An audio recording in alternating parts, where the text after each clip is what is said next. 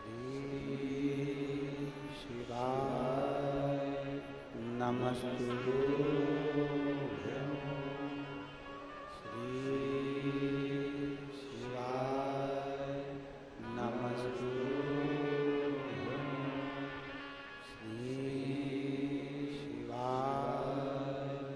नमस्तुभ्यं। श्री शिवाय नमस्तुभ्यं। भोला सब दुख काटो मारा, ओ भोला सब दुख काटो मारा। शिव शंकर जपूं तेरी माला, भोले बाबा जपूं तेरी माला। भोला सब दुख काटो मारा, ओ भोला सब दुख काटो मारा। वेश है मंगल मंगलकारी, वेश है मंगल मंगलकारी। शमशान वासी हमारा,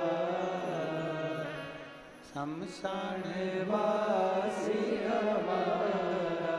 ओ भोला सब दुख काटो मारा, ओ भोला सब दुख काटो मारा।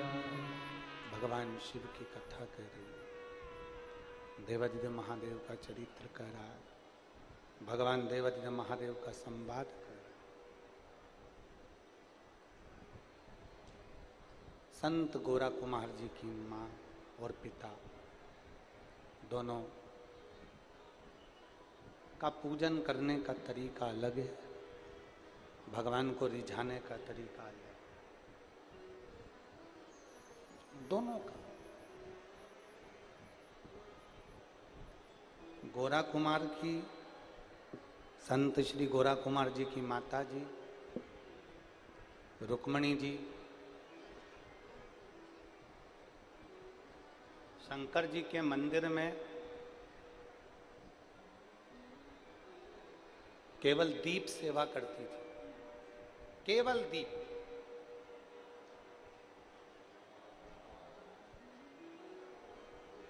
हमने एक बार कथा में कहा था, आप लोगों के स्मरण में है कि नहीं पता नहीं, पर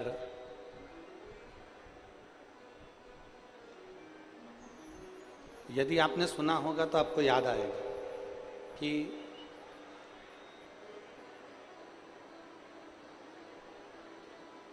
मंदिर में, शिवालय में कहीं कहीं पर लोग दिया जलाकर चले जाते हैं, और हम तो यहां तक कहेंगे कि कुबेरेश्वर धाम सीहोर में भी अगर आप जाएं तो जो कंकर शंकर पूजन का स्थल है, जहां पर बैठकर आपको पूजन करना चाहिए कंकर शंकर की, उस जगह पर भी अगर आप लोग पूजन करने जाते हो, या कुबेरेश्वर धाम जाते हो, या शिवालय में जाते हो, देवालय में जाते हो, तो एक प्रयास करो। आपके पास चढ़ाने के लिए कुछ नहीं है, समर्पित करने के लिए कुछ नहीं है, देने के लिए कुछ नहीं है, तो जो हमारे बीच में शबरी नारायण वाले महाराज जी पधारे हैं, एक बार जोरदार ताली बजाकर स्वागत वंदन अभिनंदन।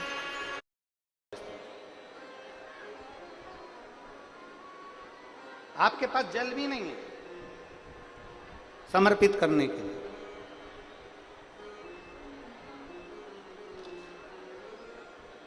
तो एक काम करिए, वहां पर जो दिए ठंडे हो गए, जिनमें ज्योति नहीं है, जिसकी ज्योति विसर्जन हो गई हो, केवल दीप,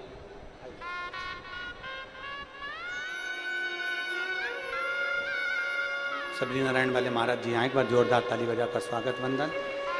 आपका आत्मीय प्रेम व्यासपीठ पर हमेशा बना रहता है।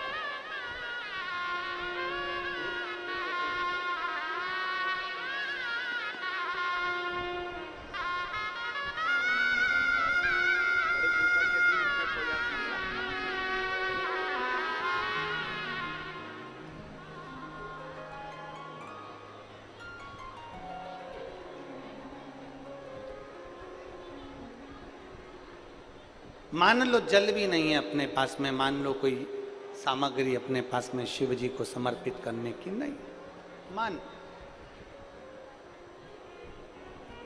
तो जो दीप शिव भक्त लगाकर चले गए हों, जो दीप भगवान शंकर को लगाकर भक्त लोग चले जाते हैं और वो ठंडे हो जाते हैं, उनका विसर्जन हो जाता है, उसमें ज्योति नहीं रहती है,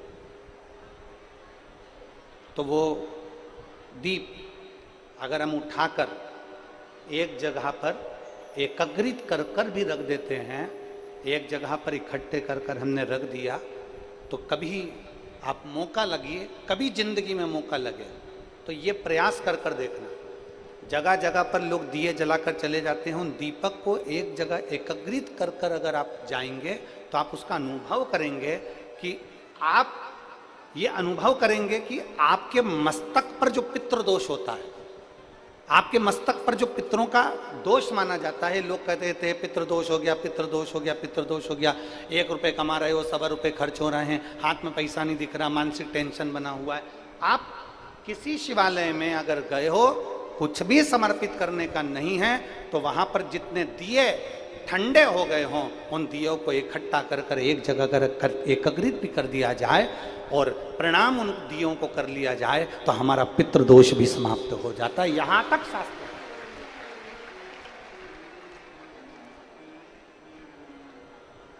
कहां से लाऊं गंगा, कहां से लाऊं जमुना, नहीं है हमारे पास कुछ भी। संत श्री गोरा कुमार जी की मां रुक्मणी जी का एक नियम था, मंदिर में दीपदान करना और जो विसर्जित दीप हैं उनको उठाकर एकत्रित करना। अब जरा समझिएगा कि उन विसर्जित दियों को, दीपक को एक जगह इकट्ठा करने का फल क्या होता है। जरा यहाँ कथा में ध्यान लगाकर सुनना कि शंकर के मंदिर के, शंकर के द्वारे के, भगवान के शिवालय के कहीं दीप बहुत सारी जगह वहाँ लगा दिया, वहाँ लगा दिया, वहाँ लगा दिया, वहाँ लगा दिया, लोगों ने दिया दिया दिया सब दूर छोड़ दिया, उसको इकट्ठा कर कर एक जगह पर एकत्रित कर देना, उसका फल क्या होता है ये समझिए। अब रुक्मणी जी का नियम, संत श्री गोरा कुमार जी की माता जी का नियम, वो दीप इकट्ठी कर दे। और संत श्री गोरा कुमार जी के पिताजी का नियम था मंदिर में सफाई करना, शिव जी का अभिषेक पूजन करना, और शंकर जी के ऊपर जो जलाधारी लगती है, जलाधारी किस किस ने देखी है, हाथ उठाओ जरा, देखिए। जैसे ये शिवलिंग है, शिवलिंग के ऊपर एक जलाधारी लगी होती है जिसमें से बूंद बूंद पानी नीचे गिरता है, उसमें से जल नीचे गिरता रहता है। अब कई लोग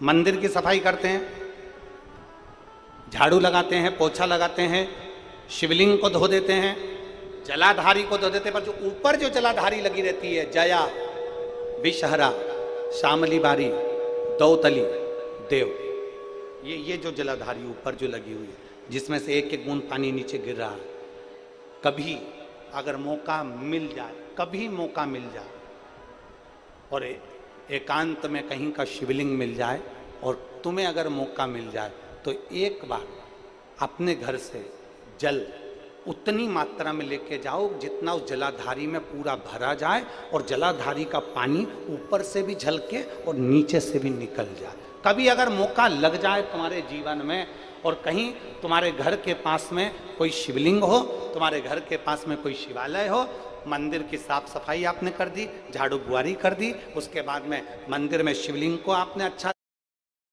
स्नान पूजन करा दिया। उसके बाद जलाधारी में जब जल भरो तो उसको साफ कर कर जब उसको भरा जाता है, उसके भरने का फल क्या होता है, ये शिव महापुराण की कथा।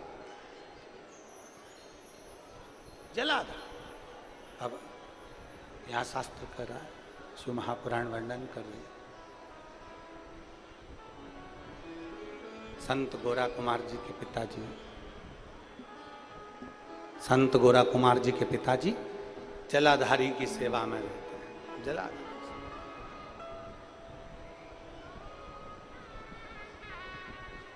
गोरा कुमार जी की माता के गर्भ से 8 बच्चों ने जन्म लिया। एक बच्चे ने जन्म लिया, वो मर गया।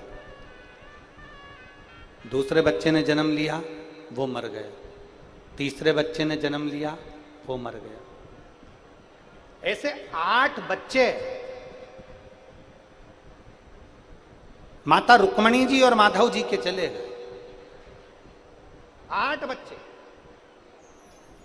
अब जब 8 बच्चे मर गए, रुक्मणी जी आज अपने पति के कंधे पर सिर रखकर रो रही हैं, खूब बिलक बिलक कर रो रही हैं। बहुत।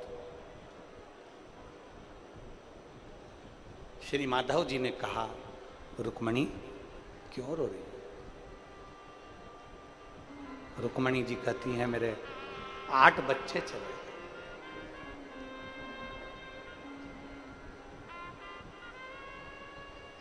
गोरा कुमार जी की माता रुक्मणी जी कह रही हैं, मेरे 8 बच्चे चले, 8 बच्चे चले। अपन कालेश्वर महादेव का पूजन करते हैं, अपन कालेश्वर महादेव की आराधना करते हैं, अर्चना करते हैं, पूजन करते हैं, और उसके बाद भी अपने 8 बच्चे चले गए, अपने 8 बच्चे मर गए। माधव जी ने कहा, रुक्मणी, शंकर जी का भक्त कभी हारता नहीं है। बोल बम का नारा है, बाबा एक सहारा है। शिव का भक्त कभी हारता नहीं है रुक्मणी, और तुम हार रही हो। 8 बच्चे मर गए ना, उसको पसंद नहीं होंगे, ले लिए होंगे। हमारे पूर्व के कर्म के कारण हमको भोगना पड़ता है। हमारे पूर्व के कर्म के कारण हम भोग रहे हैं। क्यों रोती है? रोती रोती रुक्मणी भगवान शंकर के मंदिर में, कालेश्वर महादेव के मंदिर में पहुंच गई। कालेश्वर महादेव के मंदिर में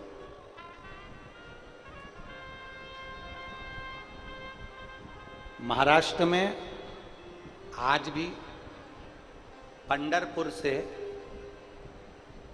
30 कोस की दूरी पर गोरा कुमार जी का गांव है, जिसको पहले शिव गांव कहते थे, शिवा गांव। अब उसका नाम बदल गया। वहां पर कालेश्वर महादेव का आज भी मंदिर है। संत गोरा कुमार जी की मां रुक्मणी जी 8 बच्चे मरने के बाद रोती रोती आंख में आंसू भरकर कालेश्वर महादेव के पास पहुंच गई, और कालेश्वर महादेव को, शिवलिंग को अपने गले से लगाकर रो रही है। आंख से आंसू बह रहे, बिलख रही, रो रही।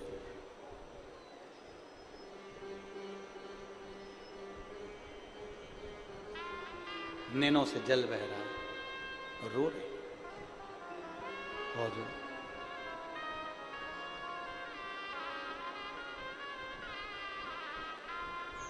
4 तरह के आंसू होते हैं। कितनी तरह के? जम के बोलो जरा, जम के। 4 तरह के आंसू होते हैं। पहले नंबर पर विडंबना का आंसू।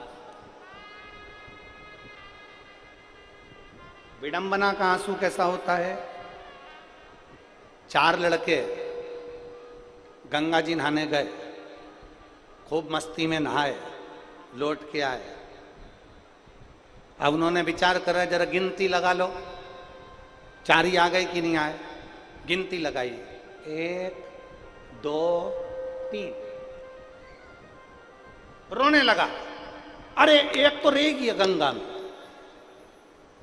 दूसरे ने पूछा क्या हुआ, गिनती में 3 ही आ रहा है। उसने कहा मैं गिनता हूं, 1 2 3। वो भी रोने लगा, अरे बेचारा एक तो गंगा जी में रह गया। इसको विडंबना का आंसू कहते हैं कि जो अपने आप को नहीं गिन पा रहा, जो अपने आप को पहचान नहीं पा रहा, इसको विडंबना का आंसू कहते हैं। एक आंसू होता है विडंबना का, दूसरा आंसू होता है वेदना का। वेदना का आंसू किसको कहते हैं, हमने किसी से बहुत आस लगाई, बहुत आस लगा कर बैठे थे और उसी ने धोखा दे दिया, इसको वेदना का आंसू कहते हैं। पहले नंबर का विडंबना का आंसू, दूसरे नंबर पर वेदना का आंसू, तीसरे नंबर पर होता है विरह का आंसू। किसी की याद में रोते। तीसरे नंबर पर आता है विरह का आंसू। बोलिए कौन सा, विरह का आंसू। और चौथे नंबर पर आता है वंदना का आंसू, जो परमात्मा की याद में, गुरु की याद में, भगवान की याद में उससे विनय करते समय, उससे कहते समय, उसको पुकारते समय, उसको नमन करते समय, उसको अपने दिल की बात सुनाते समय जब आपकी आंख में से आंसू निकल जाए, समझ लेना आज वंदना के आंसू निकले हैं और वो आंसू परमात्मा को प्रिय है। वो वंदना के आंसू मेरे भोलेनाथ को प्रिय है। वंदना, वंदना तो साधारण से आंसू नहीं है, वंदना के आंसू हैं भगवान के।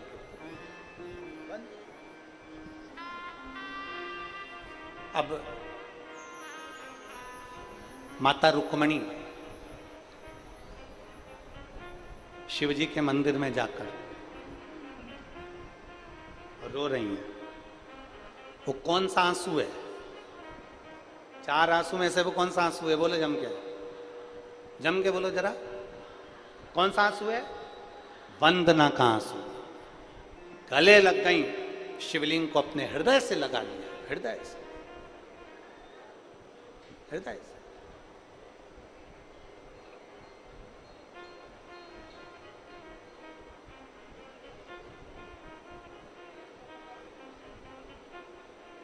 और ये जो आंसू है ना, ये परमात्मा से मिलन का केंद्र है।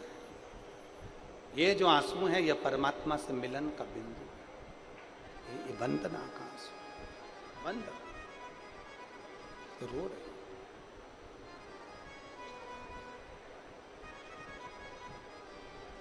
जैसे रुक्मणी जी, जैसे द्रौपदी जी रोई थी ना, ओ मेरी सुमन भींगे साड़ी, आ जाओ कृष्ण मुरारी, मेरी सुमन भींगे साड़ी, आ जाओ कृष्ण मुरारी। क्या भूल गए गिरधारी, जब उंगली कटी तुम्हारी। क्या भूल गए गिरधारी, जब उंगली कटी तुम्हारी। मेरी असुवन भींगे साड़ी, आ जाओ कृष्ण मुरारी। मेरी असुवन भींगे साड़ी। नैनों से नीर बह रहा, अश्रु बह रहा है। विडंबना, वेदना, विरह और वंदना, 4 आंसुओं में से आज जो आंसू बह रहा है, गोरा कुमार जी की माता के आंख से आज जो आंसू बह रहा है, वो वंदना का आंसू, वो निवेदन का आंसू, भगवान को पुकारने का आंसू। कई बार माताएं आती हैं ना, और माताएं आती हैं तो उनकी आंख में आंसू भर आते हैं। हम उनको देखते हैं तो लगता है कि केवल व्यासपीठ तक पहुंची, केवल व्यासपीठ तक पहुंची तो इनकी आंख में आंसू आ गए वंदना के। जिस दिन मेरे भोलेनाथ के करीब पहुंच जाएंगे उस दिन आंख में से झरझर नीर बहेगा, झरझर। क्योंकि वंदना का जो अश्रु होता है वो होता ही ऐसा, वंदना का अश्रु ऐसा ही होता है। रो पड़ी रुक्मणी, और रुक्मणी जी रोई और आंख में से आंसू। उनके पति आ गए माधव। माधव जी ने कहा रुक्मणी तुम रो रही हो शंकर जी से गले लगकर, तुम्हें क्या कालेश्वर पर भरोसा नहीं है? तुम्हें महाकालेश्वर पर भरोसा नहीं है? क्या कालेश्वर महादेव पर भरोसा नहीं है? रुक्मणी जी ने कहा, संत श्री गोरा कुमार की माता जी कहती हैं मेरे 8 बच्चे मर गए, अब मैं कब तक धीर बांधूं? इतनी देर में तो तुरंत उस शिवलिंग में से मेरा देव अधिदेव महादेव प्रकट हो गया। उस शिवलिंग में से मेरा महादेव प्रकट हो गया। प्रकट होकर कहते हैं रुक्मणी तू रो रही है? माधव तेरी आंख में आंसू हैं? जा जिस जगह पर तेरे 8 बच्चे जमीन में दफनाए गए, ये नियम है। जो छोटा सा बच्चा होता है वो मर जाता है, उसको क्या करते हैं? जमीन में गाड़। जिस जमीन में, ध्यान देना, आप लोगों को मालूम है कि नहीं मालूम है? इधर छत्तीसगढ़ में ऐसा है कि नहीं? बोलो तो जम के। बड़ा व्यक्ति हो तो उसको आग लगाकर उसको अंतिम संस्कार किया जाए, छोटा सा बच्चा अगर मर जाए तो उसको जमीन में गाड़ा जाता है। अब हम आप लोगों से पूछेंगे एक प्रश्न, उसका उत्तर दीजिए। मुर्दे को जहां ले जाकर आग लगाई जाती है, चिता में लेटाकर जलाया जाता है, उस स्थान को क्या कहते हैं? जम के बोलो। शमशान। उसको क्या कहते हैं? शमशान। किसका स्थान है वो? भगवान शंकर का। और छोटे से बच्चों को जिस जमीन में गाड़ा जाता है, जिस स्थान पर जमीन के अंदर गाड़ा जाता है, उस स्थान को क्या कहते हैं?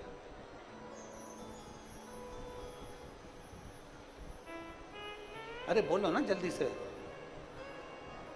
क्या कहते हैं उसको? उसको शमशान कहेंगे क्या? उस भूमि को क्या कहते हैं? जहां मुर्दे को आग लगाई जाती है, जहां चिता पर लिटाकर उसको जलाया जाता है, उसको शमशान कहा जाता है। वो शंकर का धाम होता है। जहां छोटा बच्चा दफनाया जाता है, जहां छोटे बच्चे को गाड़ा जाता है, अगर वो मर गया, छोटे बच्चे को जहां दफनाया जाता है, उस स्थान को गौरी कहते हैं। क्या कहते हैं? गौरी। उस स्थान का नाम होता है गौरी। मतलब ये मेरी माता पार्वती जी की गोद है जिसमें बच्चे गोद में सो रहे हैं, उसको गौरी कहा जाता है।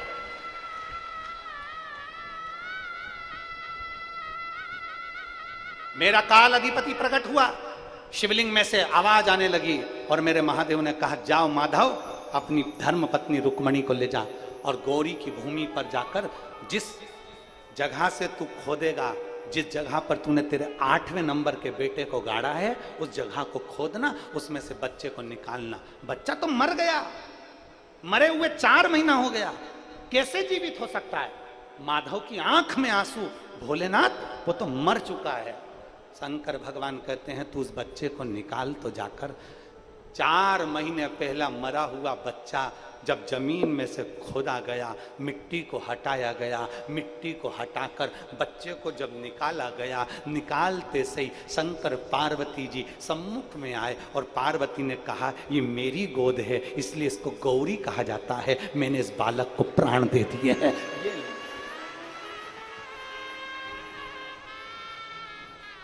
विडंबना के आंसू में वो सुख नहीं है, वेदना के आंसू में वो सुख नहीं है, विरह के आंसू में वो सुख नहीं है।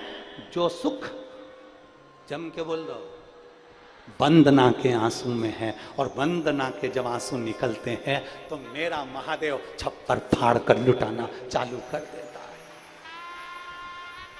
देवता देते हैं पल्ला झाड़ कर और महादेव देता है छप्पर फाड़ कर वो महादेव तुरंत माता पार्वती जी आ गई, बच्चे को हाथ में दिया और देते से ही कहती हैं क्यों रो रहे हो? माधव कहते हैं 4 महीने पहले मरा हुआ बच्चा ये मरा हुआ है। शंकर कहते हैं तो चिंता मत कर, अकाल मृत्यु वो मरे जो काम करे चंडाल का, और काल उसका क्या बिगाड़े जो भक्त हो काल का। शंकर भगवान ने बच्चे को तुरंत गोदी में लिया और गोदी में लेते ही मेरे शंकर भगवान ने उसके कानों में मंत्र प्रदान कर दिया। मंत्र देते से बच्चा किलकारी कर कर रोना प्रारंभ करा। जो रोया रुक्मणी जी ने गोदी में ले लिया, मेरा बेटा जिंदा हो गया, मेरा बेटा जिंदा हो गया। अब बेटा जिंदा हो गया, गौरी की भूमि से उत्पन्न हुआ, इसलिए इसका नाम गोरा कुम्हार होगा। कुम्हार का लड़का है तो गोरा कुम्हार कहलाएगा। ये साधारण बालक नहीं है, भगवान की अविरल भक्ति में डूबने वाला, भगवान का भजन करने वाला, ये वो गोरा कुमार हुआ जिसके विवाह हो गया था और भगवान नारायण की भक्ति में ऐसा डूब गया था कि अपना बच्चा भी मिट्टी में सन गया, मर गया, रोता रहा, बिलखता रहा। और भगवान के दरवाजे पर पहुंचने से पहले जिसने अपने हाथ तक काट कर दे दिए थे, और भगवान नारायण ने इस गोरा कुमार को फिर वापिस हाथ दिए और इसका बच्चा जीवित करा था, ये वो गोरा कुमार हुआ। शंकर की आराधना से, शिव की उपासना से, शंकर की भक्ति से, शंकर की आराधना से व्यक्ति को लगता है कि हमको कुछ मिलेगा कि नहीं मिलेगा, पर शंकर को चढ़ाया गया 1 लोटा जल हमारा बदलता है कल। ये निश्चित है हमें प्राप्त कुछ ना कुछ जरूर हो, निश्चित।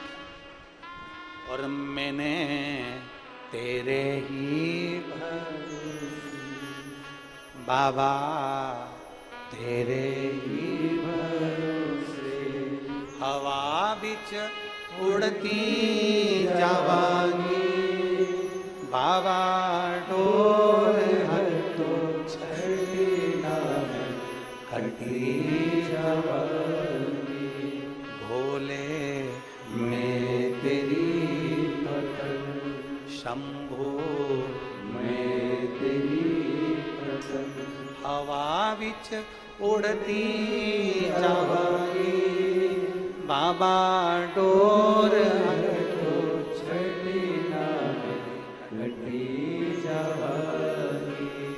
शिव की आराधना में बहे गए, में दिया गया समय, शंकर की कथा में दिया गया समय, शिवालय में दिया गया समय, भगवान शंकर को दिया गया समय कभी खाली नहीं जाता, कभी भी।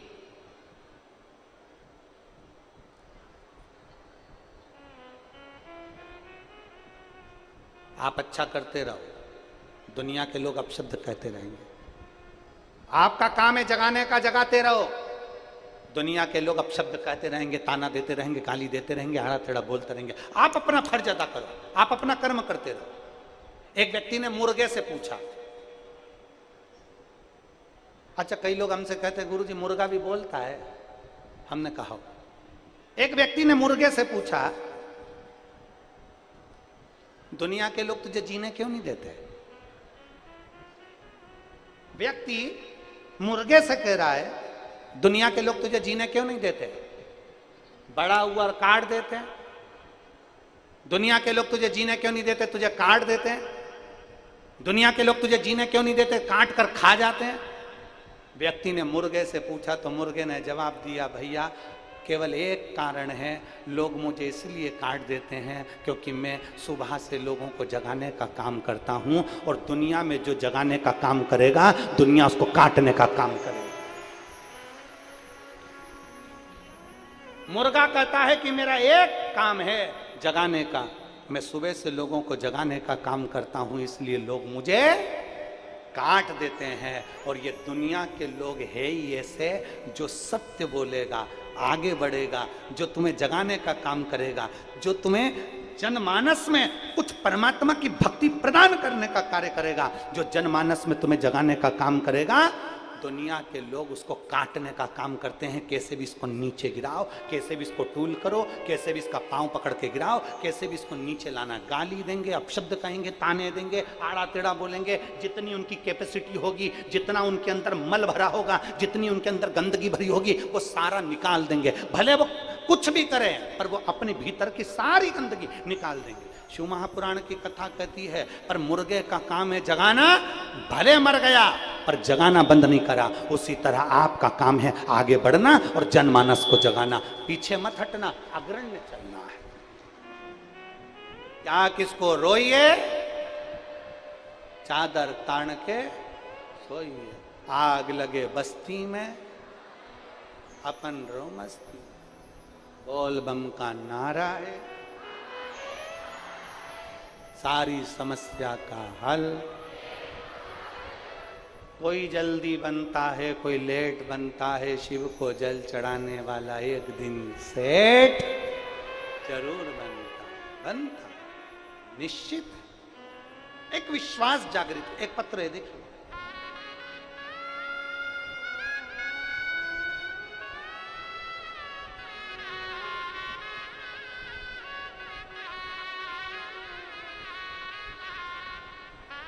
मैं सीमा साहू, पति श्री गणेश साहू, सोनारी जमशेदपुर टाटा नगर से आई हूँ।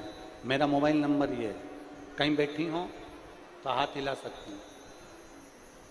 अगर कहीं बैठी हो, सीमा साहू, पति श्री गणेश साहू, सोनारी जमशेदपुर टाटा नगर से।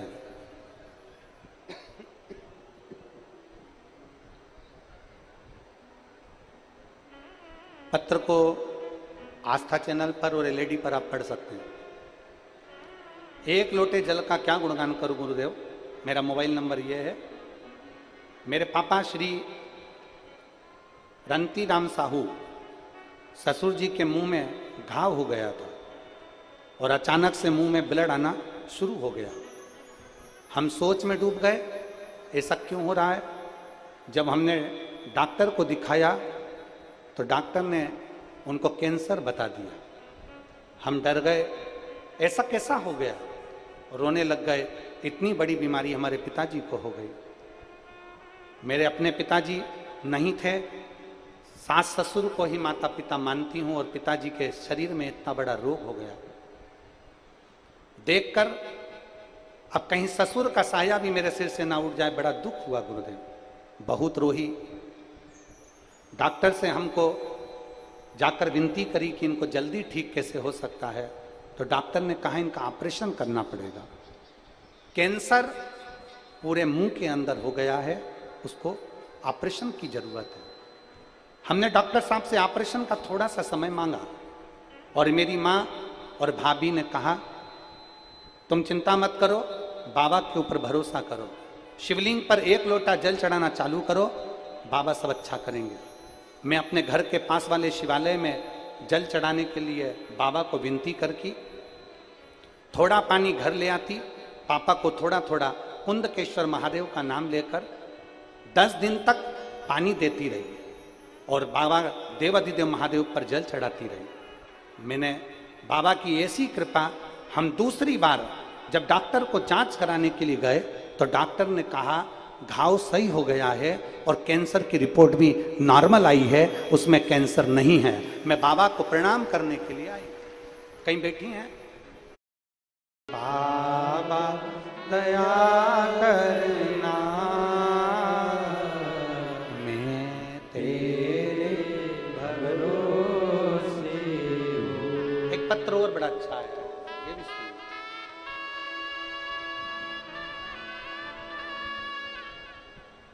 मैं ममता निषाद, पति देवेंद्र कुमार निषाद, ग्राम बोरतरा, जिला बेमेत्रा से हूँ।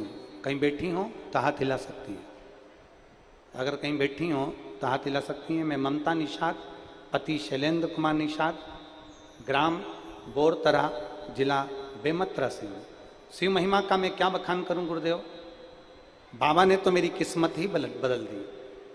2019 से सरकारी नौकरी के लिए प्रयास कर रही थी।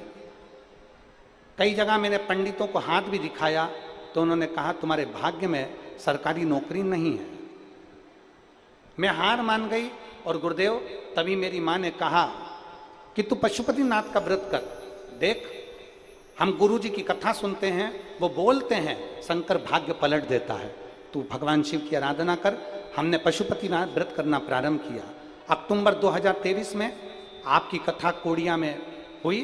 मैं पहली बार कथा सुनने आई और परीक्षा भी दी मैंने, और बाबा की ऐसी कृपा हुई गुरुदेव, बाबा तो बाबा है, केवल मेरी ही नहीं मेरे पति की भी नौकरी मेरे बाबा ने सरकारी लगा दी। हम दोनों पति पत्नी आज सरकारी नौकरी में हैं और बाबा को यहाँ धन्यवाद देने के लिए आए। शिव तत्व है।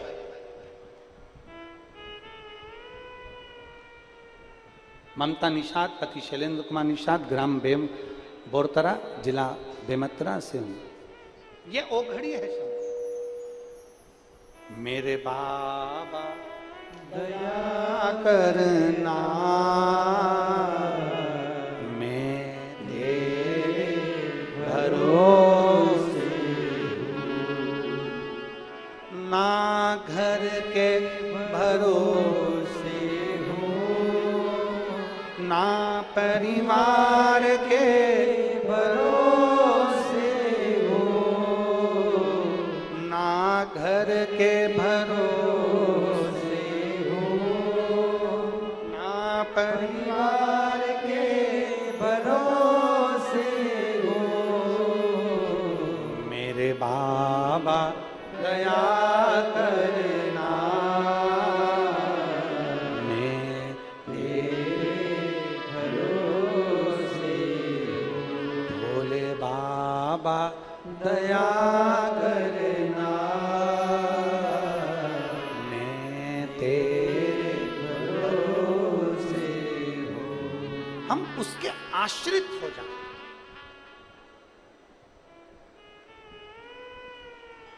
एक मरे हुए बच्चे को जिंदा करने की सामर्थ्यता भी उसकी है। एक मुर्दे में प्राण देने की सामर्थ्यता भी उसकी है। वो साधारण नहीं है। कालों का काल महा काल, साधारण नहीं है। छोटे छोटे दीपक लोग लगाकर चले गए। उन ठंडे हुए दिए को एकाग्रित करने का फल यह हुआ कि उसका बेटा भी ठंडा हो गया था और उसमें भी ज्योति मिल गई। जलाधारी में जल भरना, भगवान शंकर के ऊपर बूंद बूंद पानी टपक रहा है। वो जलाधारी जया, विषहरा, शामली बारी, दौतली, देव, शंकर की 5 बेटियों का स्थान जल से तृप्त कर देना, मतलब हमें भी वो देव अधिदेव महादेव की बेटियां तृप्त जरूर कर देती है, तृप्त कर देती है।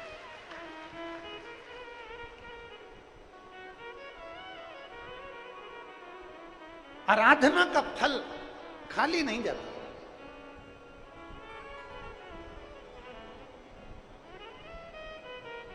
और खाली ना जाता कोई दर से तुम्हारे, खाली न जाता कोई दर से तुम्हारे, मैं भी खड़ी हूँ नंदी मारे पसारे, अपनी देश लगा लो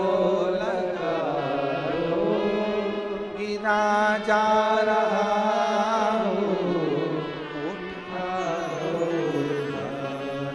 भोले अपने दर से, अब तो न टालो, गिरी जा रहे हो, उठा लो। शिव तत्व को पहचान। शंकर के मंदिर में कोई सी भी सेवा ले लो, जो तुम्हारा मन पड़े वो सेवा लो। शिव के मंदिर में कुबेरेश्वर धाम जाओ तो एक सेवा जरूर कर कर आओ। झाड़ू लगा दो, सफाई कर दो, बन सके तुम्हारा रोज सुबह 11 बजे से लेकर 3 बजे तक भंडारा चलता है और शाम को 7 बजे से फिर भोजन भंडारा चालू हो जाता है। बन सके भोजन का पात्र उठाकर भोजन परसगारी कर दो। अपन नहीं दान कर सकते, शरीर का दान दीजिए, भोजन परस। आपके घर के पास के शंकर के मंदिर में जाइए, कुछ करो ना करो, वहां पर सफाई का विशेष ध्यान रखो। अपने गांव में कोई पवित्र नदी है, तालाब है, कुआं है, बावड़ी है, सरोवर है, उसको स्वच्छ रखो। कोई भी गांव का व्यक्ति पूजन का सामान, कोई यज्ञ का सामान, हवन की सामग्री, पूजन की सामग्री, निर्माल्य सामग्री अपने गांव के तालाब में, बावड़ी में, कुएं में, नदी में बिल्कुल मत डालने दो।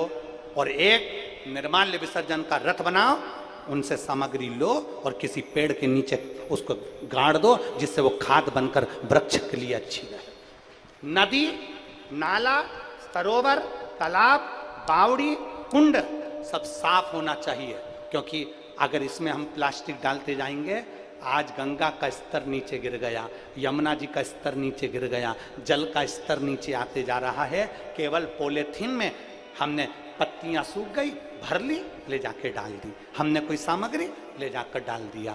हम इतने सारे वृक्ष तो लगा नहीं पा रहे, और जो नदियां तालाब हैं उनको भी हम सुरक्षित नहीं रख पा रहे हैं। एक संकल्प लो कि अपने तालाब, अपनी नदियां, अपनी बावड़ियां, अपने कुएं हम सुरक्षित रखेंगे, उसमें निर्माल्य नहीं डालेंगे, निर्माल्य की हम खाद बनाएंगे और उसको एकांत में ले जाकर डालेंगे, पर नदी में, बावड़ी में नहीं डालेंगे। अपनी नदियों को हम अपवित्र क्यों कर दें?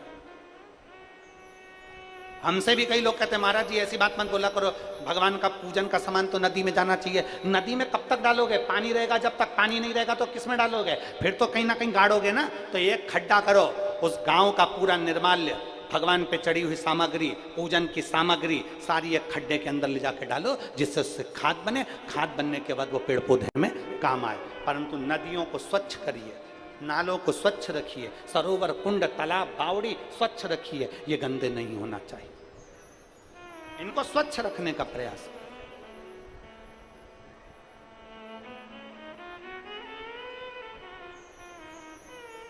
आपके यहां पर चल रहा है निर्माल्य विसर्जन के रथ? कहां कहां चल रहे हैं? जरा हाथ उठाओ। निर्माल्य विसर्जन के रथ चल रहे हैं आप लोगों के इधर? चल रहे हैं? एक बार जोरदार ताली बजाओ। बहुत बहुत साधुवाद है आप लोगों को, बहुत बहुत साधुवाद। चलाना चाहिए, एकीकृत करना चाहिए, उसको नदी नाले में नहीं डालना, स्वच्छ रखिए। शिव कथा कह रही है, भगवान शंकर का संवाद कर रहा। पूछा, षडानंद कार्तिकेय जी ने पूछ लिया अपनी माता से, मेरे जन्म का कारण क्या, मैं क्यों जन्मा,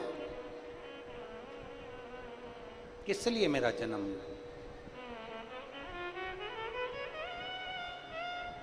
और महारान पर बैठकर भगवान शिव से अपने मन की बात बड़े भाव के साथ, दिल से, भाव से प्रार्थना करेंगे। सभी आनंद के साथ बाबा से विनय करें, दिल से प्रार्थना करें। जहाँ जगह मिले वहाँ बैठकर भगवान देवाधिदेव महादेव से अपने मन की बात, जहाँ जगह मिले वहाँ बैठ जाओ और हृदय से बाबा से प्रार्थना करिए।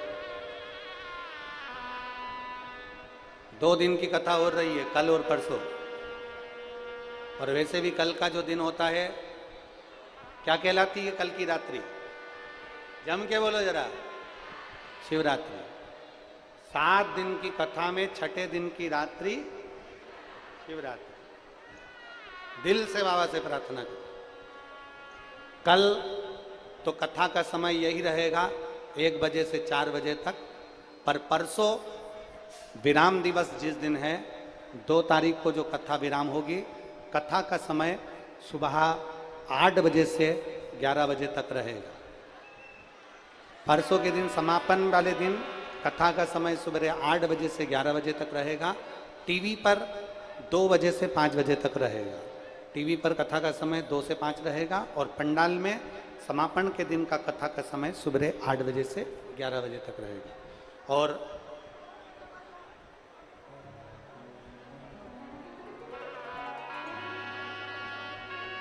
भगवान देवाधिदेव महादेव की कृपा, करुणा, उदारता षडानंद कार्तिकेय जी के लिए बड़े भाव के साथ में आनंद से आप और हम भगवान शिव से विनय करेंगे।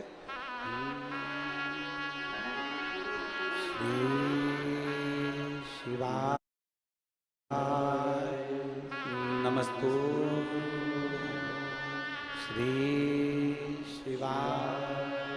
नमस्तुभ्यं श्री शिवाय नमस्तुभ्यं श्री शिवाय नमस्तुभ्यं श्री शिवाय नमस्तुभ्यं भोला सब दुख काटो ओ भोला सब दुख काटो शिव शंकर जपूं तेरी माला भोले बाबा जपूं तेरी माला भोला सब दुख काटो ओ भोला सब दुख काटो वेश है मंगल मंगलकारी वेश है मंगल मंगलकारी शमशान वासी हमारा शमशान वासी हमारा ओ भोला सब 18 जून से गंडई की पवित्र भूमि पर उमा महेश शिव महापुराण की कथा आप और हम 2 बजे से 5 बजे तक श्रवण करेंगे। भाव भक्ति से जो भी अतिथिगण यहाँ पधारे हैं उनकी नाम की सूचना आशीष जी दे रहे हैं। आरती का क्रम हो। आप सब निवेदन है अपने अपनी कोई रकम चैन अंगूठी मोबाइल पर सबका ध्यान रखें। मंगलसूत्र चैन का ध्यान रखें और अपने बच्चों का भी हाथ पकड़ कर रखें क्योंकि भीड़ बहुत ज़्यादा है, भक्तों बहुत आए हैं, इसलिए स्थान का ध्यान। हर हर